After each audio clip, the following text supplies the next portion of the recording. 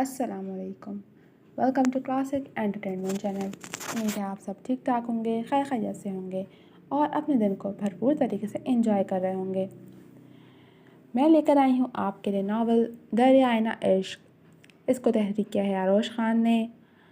ایک ایسا ناول جس میں ہے full of suspense, thrill, love story, redness اور بہت کچھ. میں لے کر آئی ہوں اس کی 30 ایپیسوڈ. لیکن ناول کے ایپیسوڈ اسٹارٹ کرنے سے پہلے میری آپ سے ایک ہی ریکویسٹ ہے کہ اگر آپ نے ہمارے چینل کو سبسکرائب نہیں کیا تو جلدی سے سبسکرائب کر دیجیے اور بیل آئیکن کو بھی پریس کر دیجیے تاکہ ہمارے چینل پہ آنے والے ایسے ہی انٹرسٹنگ ناولس کے ویڈیوز آپ تک سب سے پہلے پہنچ سکیں. تو چلیں میں اسٹارٹ کرتی ہوں ناول دریا آئینہ عشق ایپیسوڈ 30. معراج لاشاری کے اسٹڈی سے نکل کر وہ آتش فشاں بنا الہینہ کی تلاش میں سیڑھیاں چڑھتا اس کے کمرے تک آیا تھا. الہینہ دروازے پر دستک دیتے ہوئے اس کا غصہ اور جھنجھلاہٹ صاف عیاں تھی. کیا ہوا؟ ساتھ والے کمرے کا دروازہ کھول کر زہیب نے باہر آتے ہوئے پوچھا. الہینہ کدھر ہے؟ بنا اپنے لہجے کی پرواہ کیے اذان نے ترش لہجے میں استفسار کیا. وہ تو کافی دیر سے باہر گئی ہوئی ہے. زہیب نے جانچتی نظروں سے اذان کو دیکھتے ہوئے جواب دیا تو وہ بنا رکے تیزی سے واپس پلٹ گیا. اسے کیا ہوا ہے؟ زہیب خود کلامی کے انداز میں کہتے ہوئے تب تک اذان کو نافہم نظروں سے دیکھتا رہا جب تک وہ نظروں سے اوجھل نہیں ہو گیا اور پھر نوین بیگم کے ذریعے اسے اذان اور معراج لاشاری کے درمیان ہوئی بات اور معراج لاشاری کے فیصلے کے بارے میں پتہ چلا تھا. کیا اذان کے غصے کی وجہ ڈیڈ کا فیصلہ ہے؟ زہیب نے دل ہی دل میں سوال کیا. الہینہ سے نکاح، مگر پہلے تو وہ یہی چاہتا تھا. ہاں ڈیٹس گڈ، یہ نکاح ہو جانا چاہیے. شاید ایسے ہم ان باتوں کو مخفی رکھ سکیں جن کے سامنے آنے کا خطرہ ہے. ہاں الہینہ اذان کو قابو کر سکتی ہے اور اب تو ویسے بھی وہ اذان سے محبت کرنے لگی ہے. زہیب نے گزری باتوں کو سوچتے ہوئے زیر لب کہا. اگر اب بابا کو اس سب کے بارے میں پتہ چلا تو ان کی طبیعت بگڑ جائے گی اور اگر اس پوسٹ مارٹم رپورٹ کا سچ سب کے سامنے آ گیا تو میں بابا کو کیا جواب دوں گا؟ کتنا بڑا گدھا ہوں میں. مجھے پہلے سوچ سمجھ کر کیا بڑبڑائے جا رہے ہو زہیب؟ نوین بیگم جو ابھی باہر سے واپس آئی تھیں زہیب کو خود کلامی کرتے دیکھ کر پوچھنے لگیں. کچھ نہیں. زہیب چونک کر سنبھلتا واپس اپنے کمرے کی جانب چل دیا جبکہ نوین بیگم اس کے جاتے ہی سر جھٹک کر اپنے کمرے میں چلی آئیں جہاں معراج لاشاری حسب سابق سوچوں میں مگن تھے. الہینہ کافی پیو، ٹھنڈی ہو رہی ہے. نبیہ نے ایک بار پھر الہینہ سے کافی لینے کو کہا جو پچھلے 10 منٹ سے وہاں بیٹھی غائب دماغ سے تھی. وہ دونوں آج پھر اسی کیفے میں بیٹھی تھیں جہاں وہ لوگ پہلے ملا کرتی تھیں. الہینہ نے بے دلی سے کافی کا مگ اٹھا کر لبوں سے لگایا تو وہ سچ مچ ٹھنڈی پڑ گئی تھی. کیا ہوا؟ نبیہ نے اسے دیکھتے ہوئے استفسار کیا تھا. کچھ نہیں، الہینہ نے لب کچلتے کپ دونوں ہاتھوں میں تھامتے ہوئے کہا. اذان کے رویے سے پریشان ہو؟ نبیہ نے کچھ سوچ کر اسے دیکھتے ہوئے سوال کیا تو الہینہ ازسر از بات میں ہلا کر رہ گئی. میں نے اور عاوض نے بہت کوشش کی ہے مگر وہ کچھ نہیں کہتا. نبیہ نے بھی اپنی ناکامی کا اعتراف کیا تھا. الہینہ اسے تم ہی کنٹرول کر سکتی ہو، تم ہی اس سے سب جان سکتی ہو. نبیہ کی بات پر الہینہ تلخی سے مسکرا دی. وہ تو کوئی اور ہی اذان تھا. الہینہ نے بے دلی سے تبصرہ کیا. تو وہ الہینہ بھی تو کوئی اور ہی تھی. نبیہ نے اسے دیکھتے ہوئے چیلنجنگ انداز میں کہا. کیا مطلب؟ الہینہ نے الجھ کر اسے دیکھا. اس الہینہ کو واپس لے کر آؤ جس پر اذان عاشق تھا، جو اپنی ایک ادا سے اذان کو زیر کرنا جانتی تھی. ہمیں یہ دکھی اور مظلوم سی الہینہ نہیں، پرانی کانفیڈنٹ الہینہ لاشاری چاہیے جو کسی کو بھی ایک پل میں عرش سے فرش تک لا سکتی تھی. اپنے اندر کی اس الہینہ کو واپس جگاؤ مس لاشاری. نبیہ نے الہینہ کا ہاتھ تھام کر اسے حوصلہ دیتے ہوئے کہا جبکہ الہینہ بس اسے دیکھتے گئی. تمہارا دل بدل گیا ہے یہ کافی ہے الہینہ، اپنے آپ کو مت بدلو. الہینہ لاشاری ہار نہیں مانتی تھی. تو اب تم کیوں حالات اور اذان کی تلخ باتوں سے ہار رہی ہو؟ نبیہ نے اس کی ہمت بندھاتے ہوئے کہا تھا. الہینہ کو نبیہ کی باتیں درست لگی تھیں. وہ سچ کہہ رہی تھی. گزشتہ کچھ سال اسے بدل گئے تھے مگر اب اسے واپس اپنے پرانے روپ میں لوٹنا ہوگا. اس ستمگر کو اب وہ اپنے اصل روپ سے ہی زیر کرے گی. نبیہ کی بات اسے پسند آئی تھی. مسکرا کر آگے کا لاہے عمل طے کرتی وہ نبیہ کو کافی مطمئن لگی تھی. نبیہ اسے دیکھتی کچھ سوچ کر مسکرا دی۔ اپنے اندر ڈھیروں غصہ اور آنکھ لیے وہ لاشاری ہاؤس کے لان میں چکر کاٹتا علینا کے انتظار میں تھا۔ اس کا فون متعدد بار بج چکا تھا، آفس سے لاتعداد کالز آ چکی تھیں، مگر فی الوقت اسے کسی چیز سے سروکار نہیں تھا۔ وہ بری طرح پھنس چکا تھا۔ ایک جانب عائزہ بیگم تھی جو اسے ادھیرہ کے ساتھ باندھنا چاہتی تھیں، جو کسی صورت ممکن نہیں تھا، تو دوسری جانب معراج لاشاری جو اسے علینا کے ساتھ باندھنے کا فیصلہ کر چکے تھے۔ ایک وقت تھا جب یہی اس کی دلی خواہش تھی، مگر اب اس کا دل ہی بدل چکا تھا۔ اتنا کچھ سن اور سہ لینے کے بعد وہ کیسے علینا کو معاف کر کے اس کے ساتھ نہیں، ایسا سوال ہی پیدا نہیں ہوتا تھا۔ مگر وہ اس سچویشن سے نکلے گا کیسے؟ نہ ہی عائزہ بیگم سے اپنے اہم نہ ہونے کا سچ کہہ سکتا تھا اور نہ ہی معراج لاشاری سے علینا سے بیزارگی اور گھر نہ لوٹ آنے کی وجہ بیان کر سکتا تھا۔ اتنے دنوں کی الجھن میں وہ یہ سوال ہی فراموش کر بیٹھا تھا کہ اس کے ہونے کا سچ معراج لاشاری تک کیسے پہنچا۔ کیا کوئی اور بھی تھا جو اس کے سچ سے واقف تھا؟ انہی سوچوں میں مگن وہ دہکتے دل کے ساتھ چکر کاٹ رہا تھا جب اس کا فون ایک بار پھر چنگاڑنے لگا۔ کسی خیال کے تحت اس نے اسکرین پر نظر ڈالی تو وہاں نہال کی کال آ رہی تھی۔ ہیلو۔ اپنے لہجے پر حت المقدور قابو پاتے اس نے بات کا آغاز کیا۔ اذان، ماں سے کیا بات ہوئی ہے تمہاری؟ نہال نے چھوٹتے ہی پوچھا۔ نہال کا انداز یہ باور کروا گیا تھا کہ وہ سچ جان چکا ہے۔ جب جان چکے ہو تو پوچھتے کیوں ہو؟ اذان نے اکتائے ہوئے لہجے میں کہا۔ اب کیا کرو گے؟ نہال نے پھر استفسار کیا۔ معلوم نہیں، ایک طرف ماں ہیں اور دوسری جانب ڈیڈ، دونوں ہی اپنی اپنی لاڈلیوں کو میرے پلے باندھنا چاہ رہے ہیں۔ اذان نے گارڈن چیئر پر گرنے کے انداز میں بیٹھتے ہوئے چڑھ کر کہا۔ مطلب؟ نہال کا یک لفظی سوال آیا تو اذان نے معراج لاشاری کا فیصلہ سرسری سا نہال کے سامنے بیان کرنے لگا، جسے نہال خاموشی سے سنتا رہا۔ اسے اذان کے لیے برا لگا تھا جو اس کی ماں اور اپنے چچا کے درمیان پھنس گیا تھا۔ معلوم نہیں اس سچویشن سے کیسے نکلوں، ڈیڈ کو انکار کر نہیں سکتا اور ماں کو کن لفظوں میں انکار کروں، یہ سب میری سمجھ سے بالا تر ہے۔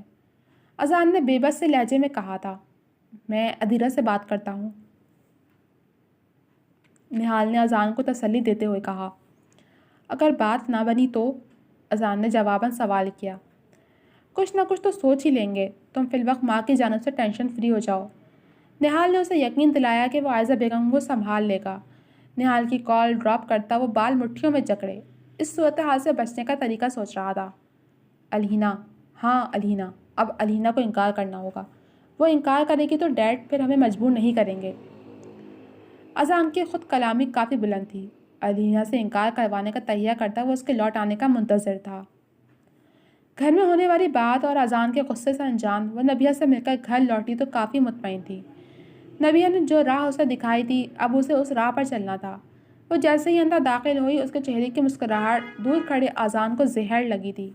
وہ لمبے لمبے ڈگ بھرتا علینا کی جانب آیا جو اسے دیکھتے ہی اپنے قدموں کو روک چکی تھی۔ ڈیڈ سے کیا کہہ کر گئی تھی تم؟ اذان نے چھوٹتے ہی غصے سے لبریز لہجے میں اس سے استفسار کیا۔ کیا؟ جواباً اسی انداز میں وہ اسے استفہامیہ نظروں سے دیکھتے ہوئے پوچھ گیا۔ یہ معصومیت باخدا، کوئی مر نہ جائے اس معصومیت پر۔ علینا کی موجودگی میں اذان خود کو طنز کرنے سے کہاں روک پاتا تھا۔ تو تم ہی مر کے دیکھ لو اذان اس معصومیت پر، جلا دینے والی مسکراہٹ کے ساتھ لفظوں پر زور دے کر کہا گیا۔ مر چکا تھا سب کے لیے، وہ تم تھی علینا لاشاری، اس نے مجھے پھر سے زندہ کر دیا اور اب پھر سے نہ جانے کس دشمنی کا بدلہ لینا چاہتی ہو۔ الفاظ چبا چبا کر کہتا وہ اپنی دہتی نظروں سے اسے دیکھنے لگا۔ یو نو واٹ اذان، جو ہو رہا ہے وہ بالکل ٹھیک ہے، اس لیے بات بات پر الجھنا چھوڑو اور جو ہو رہا ہے وہ ہونے دو۔ علینا نے بنا کچھ جانے عام سے لہجے میں کہا جسے اذان نے کسی اور ہی تناظر میں لیا تھا۔ سوال ہی پیدا نہیں ہوتا علینا، مجھے تم سے نکاح نہیں کرنا، اس لیے ابھی جاؤ اور ڈیڈ کو انکار کر دو، بالکل ویسے ہی جیسے پہلے میرے جذبات کو رون دیا کرتی تھی۔ اذان کی بات کو نظر انداز کرتے علینا کی سوئی فقط نکاح پر ٹک گئی تھی۔ اذان کیا کہہ رہا تھا اسے سمجھ نہیں آیا۔ نکاح؟ علینا نے بے یقینی سے دہرایا مگر سامنے کھڑا شخص انگارے اگلتا کہاں اس کی بے یقینی کو جانچ پایا تھا۔ اس کے نزدیک تو وہ مجرم تھی اور ساری غلطی ہی اس کی تھی۔ وہ اذان کے سوالوں کو نظر انداز کرتی تیزی سے اندر کی جانب بڑھی تاکہ جو اذان کہہ رہا ہے اس کی تصدیق یا تردید کر سکے، مگر اذان کو لگا وہ اسے اگنور کر کے جا رہی ہے۔ موم، یہ بابا نے اذان سے کیا کہا ہے؟ لیونگ روم میں داخل ہوتے ہی علینا نے نوین بیگم سے استفسار کیا، جو ایک نظر زہیب کو دیکھا جو وہیں بیٹھا علینا کو دیکھ رہا تھا۔ بیٹا، انہوں نے تمہارے اور اذان کے نکاح کی بات کی ہے، معراج چاہتے ہیں جلد تم دونوں ایک۔ نوین بیگم کی بات کو علینا نے اچک لیا۔ یوں اچانک کیسے ماں؟ ابھی تو وہ لوٹ کر آیا ہے۔ علینا نے الجھ کر استفسار کیا۔ اچانک کیسے علینا؟ بچپن سے ہی معراج نے تم دونوں کے لیے یہ طے کر رکھا تھا، اور اب اذان کے لوٹ آنے پر معراج جلد سے جلد اس فرض سے سبکدوش ہونا چاہتے ہیں، اور پھر تم بھی تو۔ نوین بیگم نے کہتے ہوئے علینا کو نظر چرانے پر مجبور کیا۔ بیٹا، معراج تمہاری رگ رگ سے واقف ہیں، وہ تمہارے بدلتے احساسات سے بخوبی واقف تھے۔ اگر آج انہوں نے یہ فیصلہ لیا ہے تو تمہاری خوشی کو مد نظر رکھتے ہوئے ہی کیا ہے۔ اب ان باتوں پر پریشان ہونا چھوڑو اور اپنے لیے شاپنگ سٹارٹ کرو۔ نوین بیگم نے اس کی بات کو ہوا میں اڑاتے ہوئے کہا اور اپنے فون پر آنے والی کوئی کال لیتی وہاں سے اٹھ گئیں۔ اذان سے اس کی خوشی پوچھی کسی نے؟ علینا نے ماں سے سوال کیا، جس کے جواب کو اگنور کرتی نوین بیگم وہاں سے چلی گئیں۔ اذان کی خوشی تم تھیں اور اب بھی تم ہی ہو علینا، آپ کی بات زہیب نے اسے جواب دیا۔ وہ بدل گیا ہے زہیب، اب علینا کہیں نہیں ہے، علینا نے افسردگی سے کہا۔ علینا، یہی بہتر ہے ہم سب کے لیے۔ جو بات اذان کے جانے سے دب گئی تھی وہ بات کہیں پھر سے باہر نہ نکل آئے۔ زہیب نے بہن کو کندھوں سے تھامتے رازدارانہ انداز میں کہا تو علینا حیرت و بے یقینی سے بس بھائی کو دیکھے گئی۔ تمہیں اب بھی اس بات کی فکر ہے؟ زہیب کو دیکھتے وہ بے یقینی سے کہنے لگی۔ بابا برداشت نہیں کریں گے، تم جانتی ہو وہ اذان کے معاملے میں کتنے شدت پسند ہیں۔ زہیب نے اپنی بات پر زور دیتے ہوئے کہا، دیکھو فکر مت کرو، ایک بار تم دونوں کا نکاح ہو گیا تو یہ ناراضگی بھی ختم ہو جائے گی، اذان کا غصہ جھاگ کے جیسے بیٹھ جائے گا۔ علینا، بچپن سے اگر کوئی اذان کی کمزوری تھی تو وہ تم ہو۔ زہیب علینا سے کہہ رہا تھا اور باہر کھڑا اذان جو ابھی اندر آیا تھا زہیب کی باتیں سن کر اس کے قدم زنجیر ہوئے۔ علینا کو لے کر اسے جو بدگمانیاں تھیں وہ مزید زور پکڑ گئیں۔ تو یہ سب زہیب اور علینا کا پلان ہے، مطلب ڈیڈ تک اطلاع بھی انہی دونوں نے پہنچائی ہے۔ وہ مٹھیاں بھیج کر بڑبڑاتا ضبط کی حدوں کو چھو رہا تھا۔ اس کا دل چاہا وہ ان سب کے اصل چہرے سب کے سامنے لے آئے، مگر فقط معراج اور شادی کی خاطر چپ کر گیا۔ آنکھیں ضبط سے لال انگارہ ہو رہی تھیں، جنہیں مون کر وہ خود کو پرسکون کرنے کی ناکام کوشش کرتا پلٹ کر پھر باہر چلا گیا۔